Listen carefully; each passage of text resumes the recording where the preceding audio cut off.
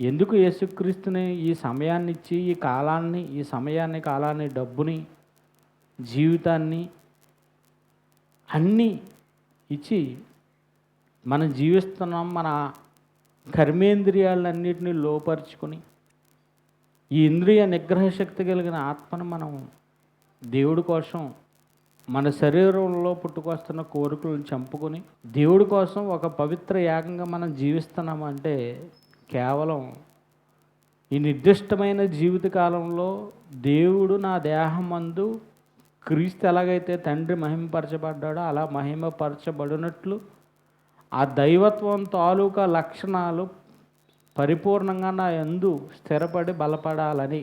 ఇప్పుడు రెండు అన్నాం మనం. ఒకటి రక్షణలోనికి వచ్చేవారు, నశించిపోయేవారు. ఒకటి ఇరుకు మార్గం, ఇరుకైన మార్గం. ఇరుకు మార్గం అంటే మనం అందరం ఏ మార్గంలో ఉన్నాం? ఎందుకు వెళ్తారు ఇరుకు మార్గంలోకి? మనందరం ఇరుకైన మార్గంలోకి ఎందుకు వెళ్తాం? ఇరుకని తెలిసి ఎందుకు వెళ్తున్నాం? ఇరుకైనా ఇప్పుడు ఇరుకు అవ్వచ్చు, ఇంకో మార్గం ఉంది. రెండు చెప్పాను కదా, విశాలమైన మార్గం.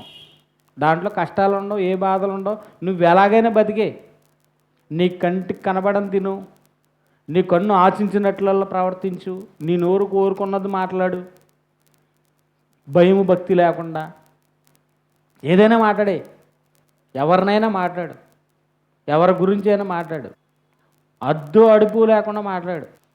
ఇది విశాలమైన మార్గంలో ఉన్న వాళ్ళకి చెల్లుతుంది. ఇరుకు మార్గంలో ఉన్న వాళ్ళు ఉప్పు వేసినట్లు కొద్దిగానే ఉంటుంది మాటలు.